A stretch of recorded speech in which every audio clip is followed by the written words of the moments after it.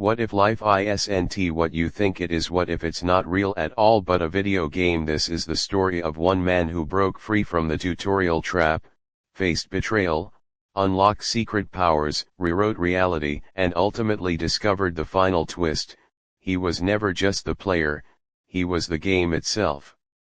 Today, I'll talk about 10 such episodes that will help make your life easier. Episode 1, The Tutorial Trap. The alarm buzzes at 6 a.m. sharp.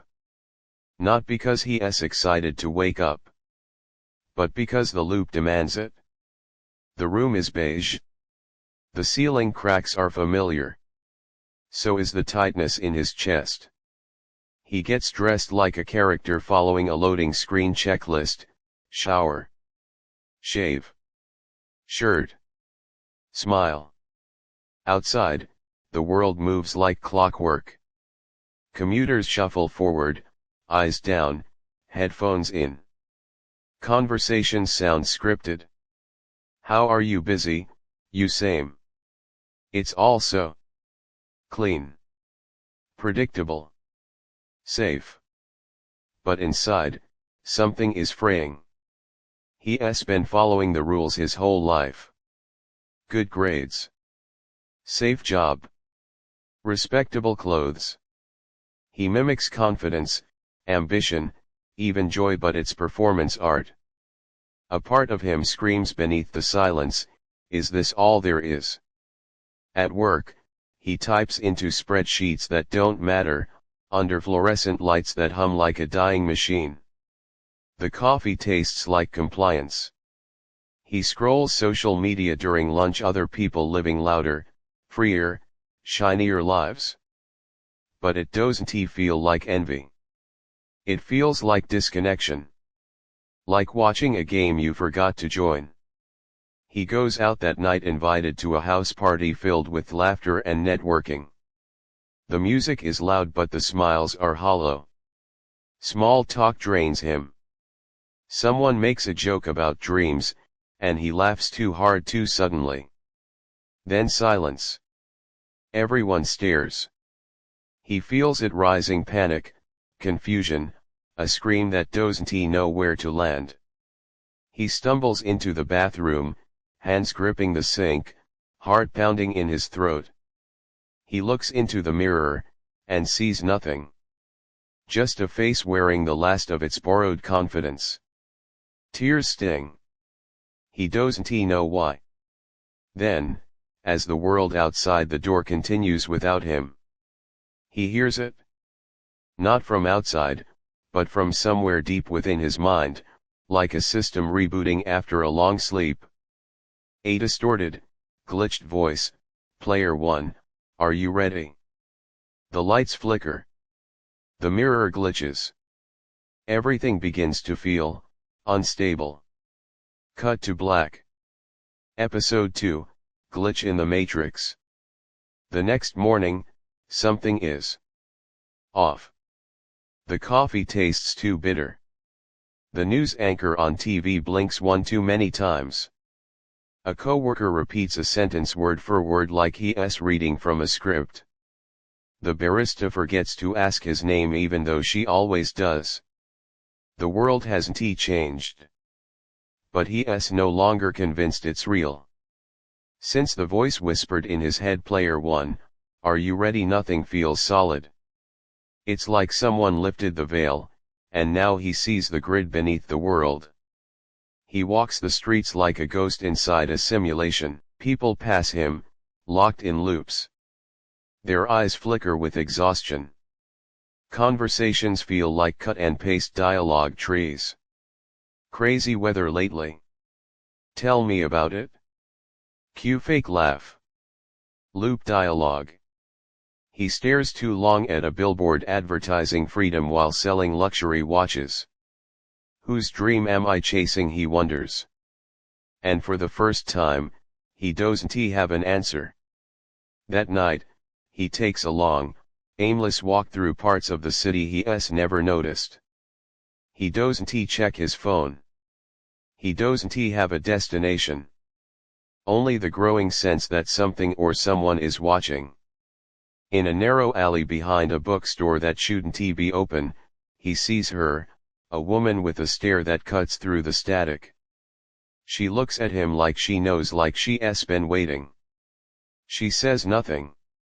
Only reaches into her coat and hands him a torn, burnt corner of what looks like an ancient game map. On it, only one phrase, "This isn't the real quest." Before he can ask who she is, she's gone. He spins around.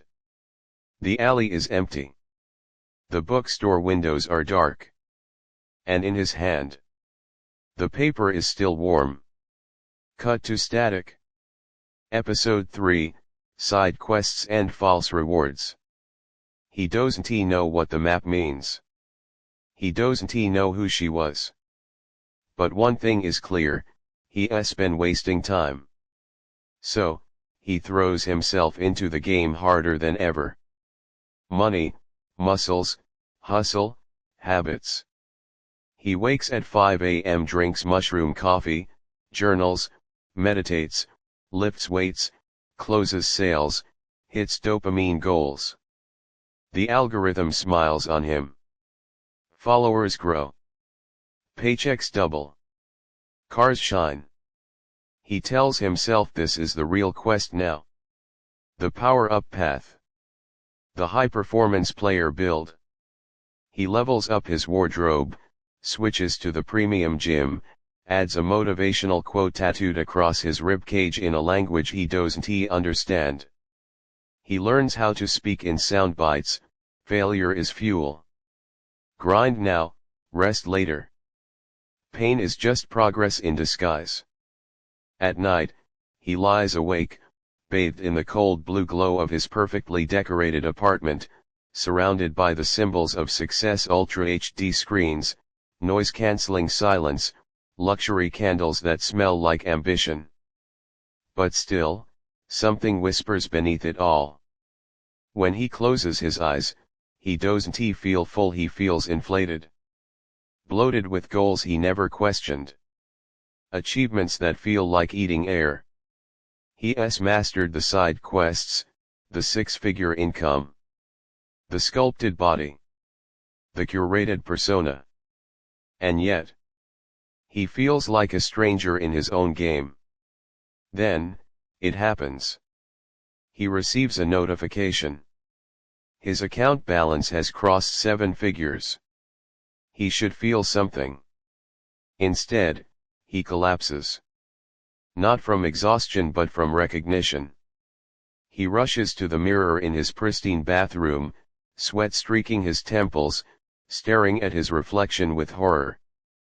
The face staring back is symmetrical, successful, filtered to perfection. And completely unfamiliar. His eyes blur with tears. "Who the hell is this?" he whispers. No one answers. Only silence. Cut to black. Episode 4, The Boss in the Mirror. The mirror is supposed to reflect who you are, but all he sees is a mask. A perfectly sculpted face, a well-maintained body, clothes that whisper success but there's nothing inside. No soul. No real self. He stands in front of the mirror, his hands shaking as he wipes away a film of sweat from his brow. His reflection doesn't change. His eyes, once sharp with ambition, now flicker with confusion. This isn't who he is supposed to be. Or is it his reflection smiles back at him, an automatic gesture? He can't even remember the last time he chose to smile, but there it is, a practiced expression of success that never quite reaches his eyes. He tries to remember the boy he used to be. The one who dreamt, who played for fun, who didn't measure everything by value or results. But it's all a blur. Where did he go? He sits on the edge of his bed, his mind spiraling. Thoughts crash together like an avalanche. Childhood memories surface: his father's distant praise, his mother's constant worry. The hours spent trying to please, to succeed, to fit into someone else's idea of what good looks like. The dream of success wasn't his. It was someone else's, their version of achievement, molded into his veins, filling him up with expectations that suffocated the boy who once wanted to paint, to run, to scream. He thinks about the choices he's made, his career, his relationships, his persona, and realizes something terrifying. None of them were really his. He never made a choice. Not truly. They were programmed, one after the other, based on fear, fear of failure, fear of rejection, fear of being nothing. He spent years avoiding the game over screen, and in doing so, he missed the point entirely. He wasn't playing his game. He was playing theirs. In this moment of clarity, something cracks inside him. The mask shatters. Tears sting his eyes, but he doesn't wipe them away. For the first time in years, he lets them fall. The man in the mirror stares back at him, not with judgment, but with a quiet question, "Who are you, really?" And for the first time, he doesn't have an answer. Cut to black. Episode 5, The Secret Menu. He has everything: money, status, the polished life that everyone else seems to be chasing. Yet the deeper he digs, the emptier it feels. His hands tremble as he scrolls through social media one more time, feeling a pressure that's as invisible as it is suffocating. The noise is constant. The demand for more, faster, better is relentless. But beneath it all, the cracks are widening. It's in the silence that he begins to hear it. At first, it's faint. A whisper at the edge of his thoughts, like the hum of electricity in an abandoned room. He's exhausted by the hustle, tired of living in a constant state of chaos. Then, one evening, when he's at the lowest point, his mind rebels.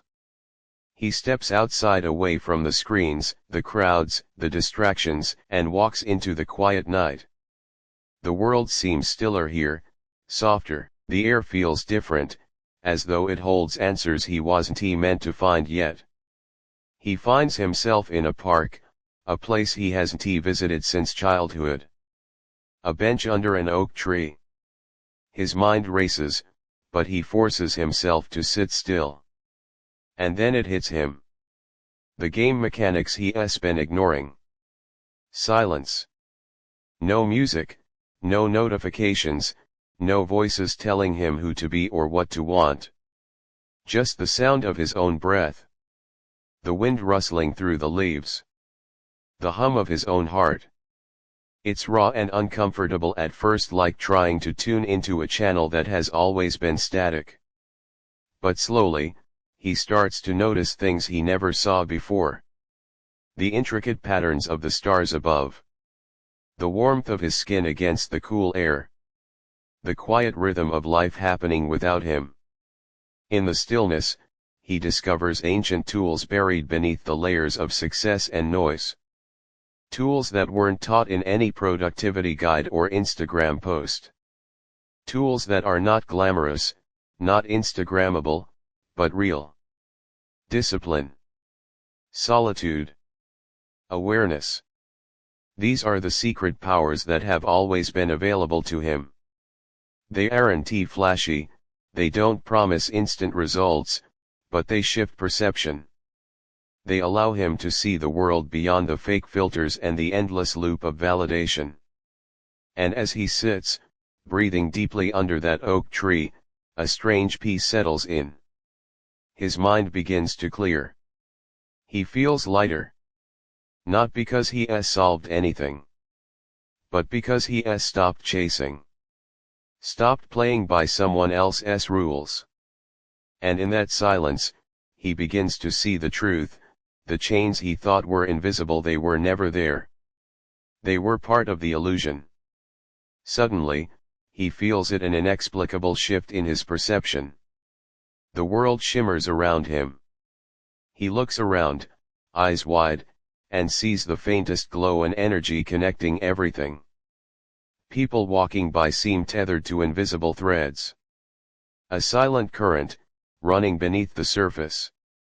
He's awake. But the most chilling part, he realizes, he can see the chains.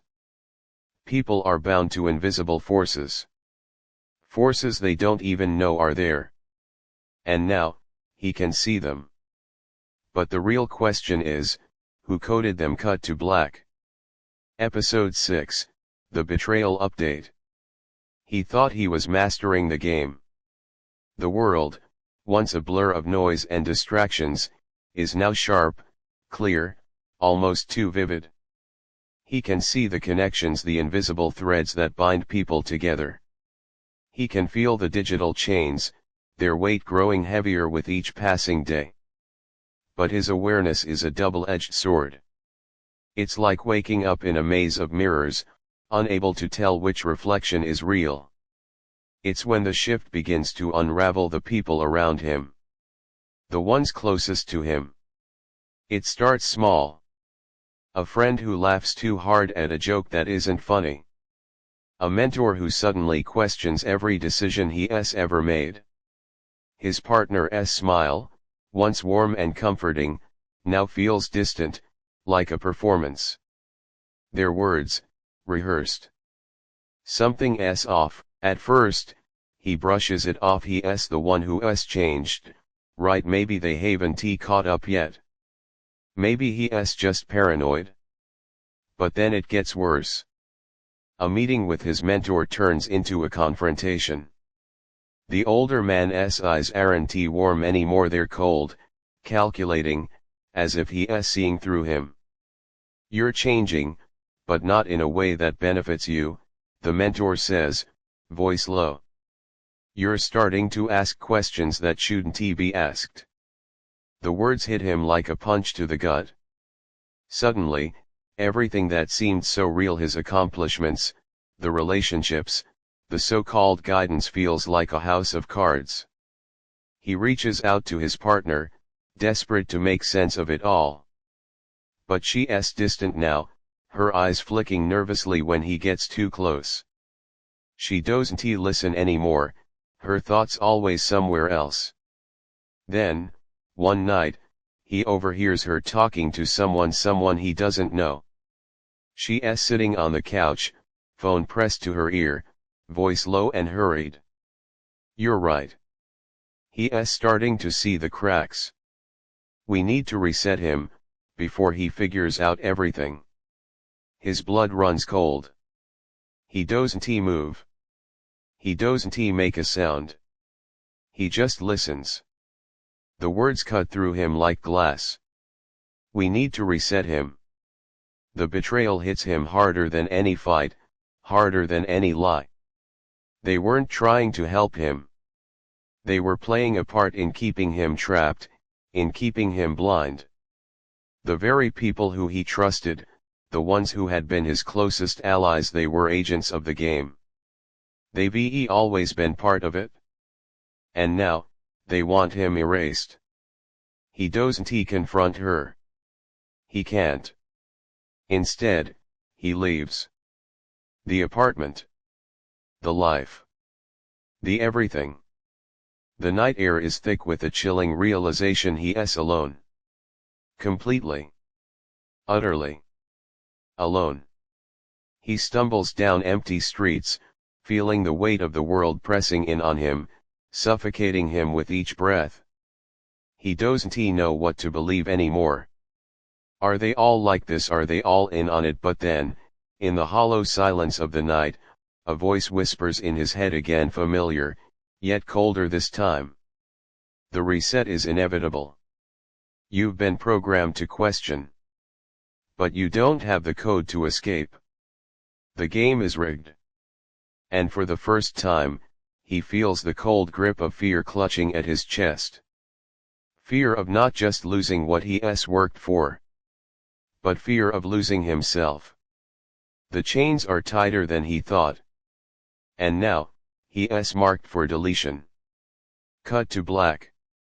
Episode 7, Total System Crash. It happens all at once. The crash. The weight of his decisions, the betrayals, the broken trust, the hollow victories has been building beneath the surface. But now, it shatters. Everything goes black. It's like the world has been rebooted, and he wasn't given a password. The text messages stop. The calls go unanswered. His bank account frozen. His access to everything gone. There are no notifications. No purpose. No structure to his day. The sleek routine he spent years building, it unravels like paper caught in the wind. He watches as his life crumbles. No job. No friends. No love. The perfect life he created, his shiny car, his designer clothes, his dream apartment now feel like the empty shells of someone else's desire. Someone who never existed. He spends days, maybe weeks, locked inside his apartment, the silence swallowing him whole. Every object he sees feels like a mockery. A trophy for a game he didn't even want to play. His body, once sculpted from discipline and vanity, feels alien now. The mirror only shows a ghost. He tries to go back to the routine. The hustle. The grind. But every attempt at normalcy falls flat. He can't force himself back into the role. The mask doesn't fit anymore. It was never his to wear. The game is over. And there is nothing. It's not just his job or his identity that disappears. It's his meaning. His purpose. The cold emptiness spreads, like a glitch in the system, consuming everything. His thoughts become fragmented. Each one a loud buzz in his mind. The incessant noise of his failures, his regrets, his emptiness. Is this what happens when you can no longer play the game? When the reset button is pressed, he tries to sleep. But sleep won't come. Instead, he lies there in the dark, listening to his own heartbeat, a steady reminder that he is still alive, still here, still stuck. He is nothing without the game, and the game has turned its back on him. But then, in the dead of night, something shifts. A figure cloaked in shadow, glitching, like a distortion in the fabric of reality, appears at the edge of his vision. Its form is indistinct, as if it is both present and absent at once. A figure made of codes, shifting in and out of focus. It speaks, but its words are distorted, like a broken transmission. The player must become the programmer. The voice is at once familiar and foreign. He doesn't understand it at first. Become the programmer, what does that mean? He is lost. Empty. What could he possibly program? The figure disappears as quickly as it appeared. But its message remains. The silence that follows feels almost heavy. The air around him crackles with static, like the universe itself is holding its breath. The player must become the programmer. He doesn't know how, but somewhere deep inside, he knows this is the moment he has been waiting for. It's not about playing the game anymore. It's about creating a new one. But first, he has to break free from the prison he has been living in. He has to destroy the version of himself that has been enslaved to the system. Cut to black. Episode 8, Breaking the Fourth Wall. The walls are closing in. It's not physical, not at first. It's the world around him. The world he has been told is real. The world that has felt so concrete, like it's the only truth. But now it's a brittle shell, one that can be cracked open with a single thought. It starts with the small things. The moments he used to let slide. The way he notices that the coffee shop he always goes to seems identical every single day. The same barista, the same drinks, the same meaningless conversations. And it's not real. Not to him. He can feel the texture of the air, the vibrations beneath his feet, and for the first time, it feels like he is standing on the wrong side of a mirror. The world outside him is shifting, fracturing, revealing that nothing is as it seems.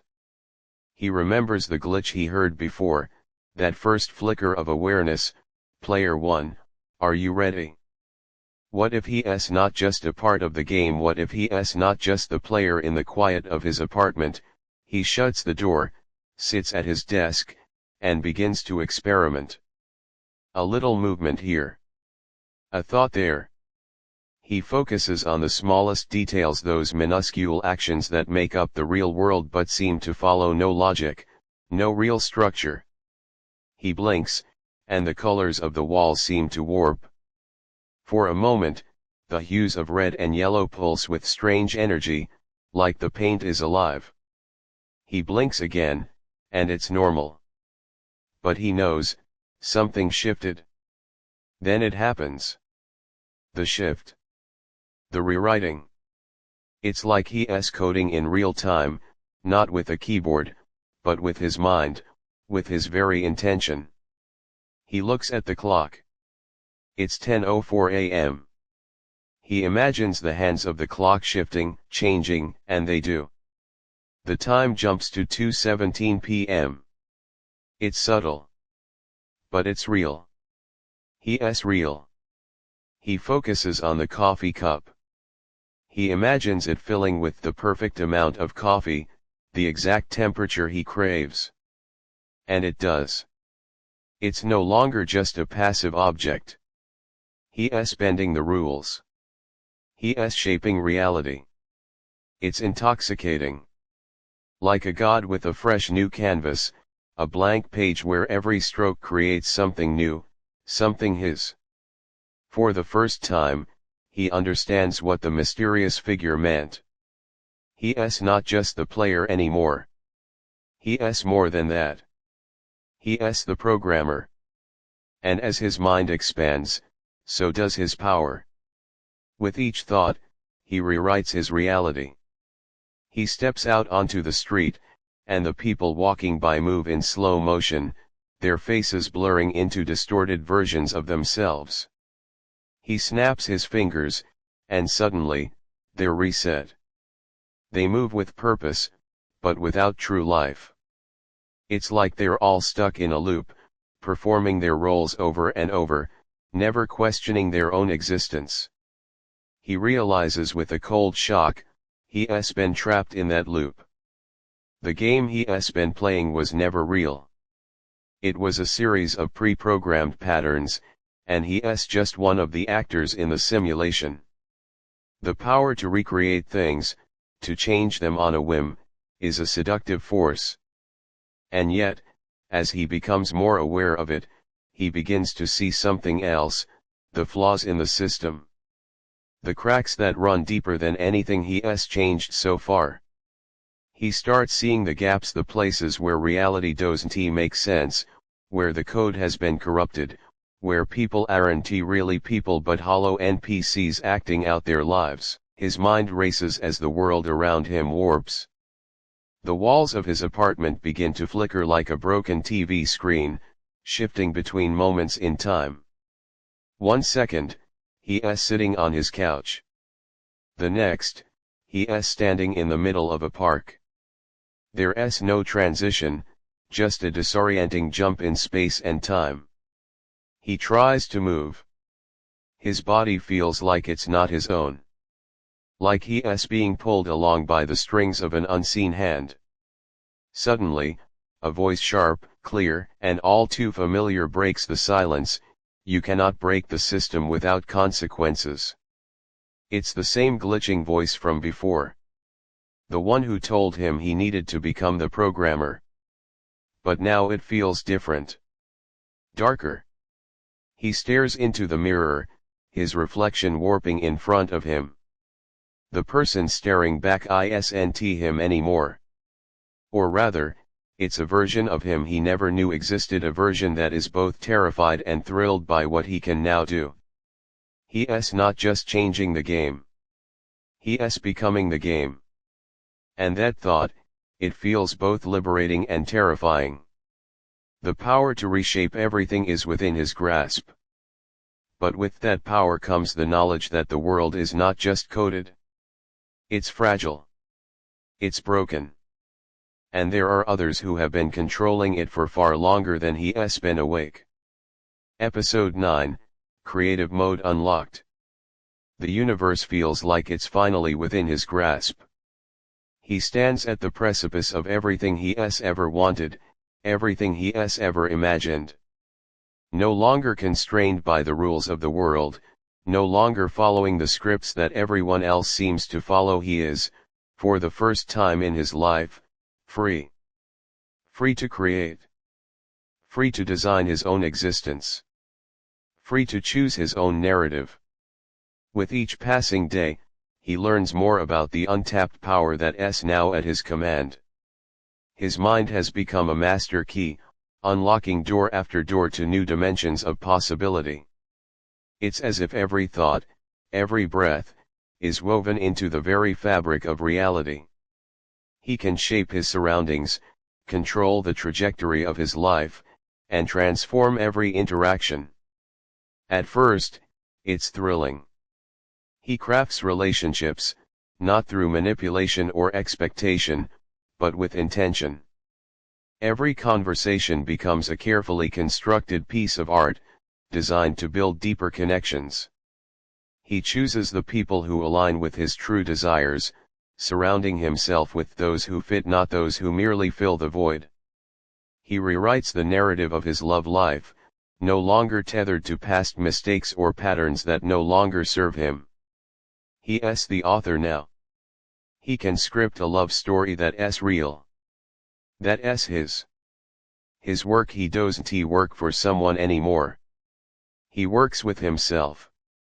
Every project, every endeavor he takes on is infused with purpose. The satisfaction of creating something from nothing is unparalleled. No longer does he feel drained by the demands of a job that was never his own. He builds businesses, projects, ideas, ones that excite him, that challenge him, that push him to grow. The clock, he controls it. Time bends and stretches at his command. No longer a slave to deadlines or routine, he bends the moments to suit him. Hours become minutes, days become hours. He starts to construct his physical world too. The apartment, once just a backdrop to his existence, becomes a sanctuary. Every detail, every light, every piece of furniture, every color is an expression of his inner truth. His surroundings no longer dictate his mood, they become extensions of his own creativity. And yet, with each new creation, he begins to feel something strange. A whisper in the back of his mind, a nagging thought. It's the same feeling he had before, when he was trapped in the routine. Like a voice reminding him of something important, something he has forgotten, or maybe something he has avoided. Is this enough? He creates, but there is still a sense of emptiness in the process. The people around him are no longer following the scripts of the game, but they're still bound by the same principles of need and want. The relationships he has built seem deeper, but they're also fragile. He can no longer ignore it.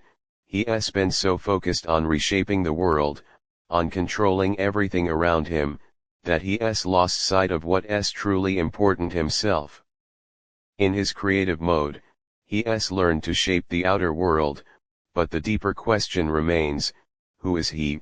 Really, is he simply the sum of his creations, or is there a part of him still untouched by the code, still in need of healing, of transformation? The city outside his window seems alive now, not like before, but vibrant, almost like a living, breathing organism. He can feel the pulse of it, the energy coursing through it, just as he can feel the power coursing through him. And yet, there is something haunting about it too. Something that doesn't sit right. What if the game itself is not just about winning, about creating? What if it's about learning to live with what is real? But as these thoughts surface, they're quickly drowned out by the rush of creation, the intoxicating allure of more. He has the ability to build, to manifest, to achieve. So why does it feel like the more he creates, the more he loses? The final level looms ahead.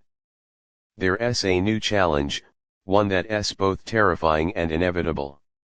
He's reached the limits of his powers. He knows there's one more step he has to take, one final challenge. And it's not external. It's not about building or creating.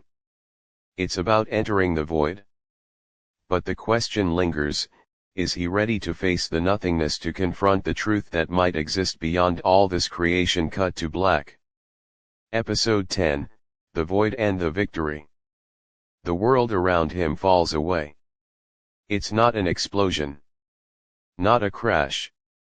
It's a slow, suffocating unraveling. The boundaries of reality that he once bent to his will begin to dissolve into the abyss. The walls of his apartment, the city skyline outside the window, the familiar faces of the people he has created, they all vanish, and all that remains is darkness. Pure, unrelenting darkness. It's quiet. Deceptively so. The silence presses in on him, thick and heavy. There is no sound. No time. No space. He is stripped of everything that made him feel like he was real: the creations, the relationships, the very world that he decrafted. Everything that once felt like his power, like his truth, has been erased. This is the void. The place where all illusions die. The place where the code disappears, and there is only raw, unfiltered existence. No past. No future. Just now. He feels weightless. His body, his mind, all the fragments of his identity fade into the vast emptiness. And with it, a cold, sinking realization begins to take hold: there is no victory in creation alone.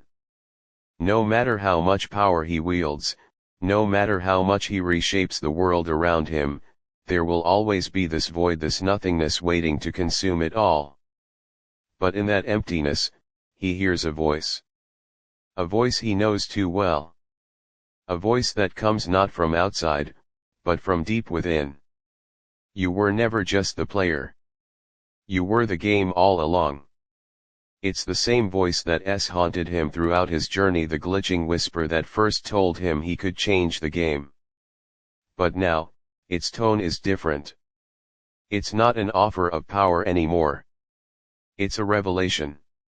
He closes his eyes in the blackness, and for the first time, he feels nothing. No desire. No ambition. No need for validation. No craving for success or escape. Just pure, unadulterated stillness. This is the moment of truth. The final boss isn't some external enemy. It's not a force outside of him. It's himself. The self he has been trying to escape. The self he has been trying to change. The self that has been chasing empty victories, lost in the pursuit of external goals. There is no other to defeat. No bad guy to vanquish. The only challenge is to face who he truly is, beneath all the layers of illusion he has built, beneath all the roles he has played, beneath the game itself. And in that realization, he finds his peace. The darkness starts to shift. Not because he controls it. Not because he is manipulating it. But because he has learned to let go. The void isn't a threat anymore. It's not something to escape. It's a part of him. He is the void.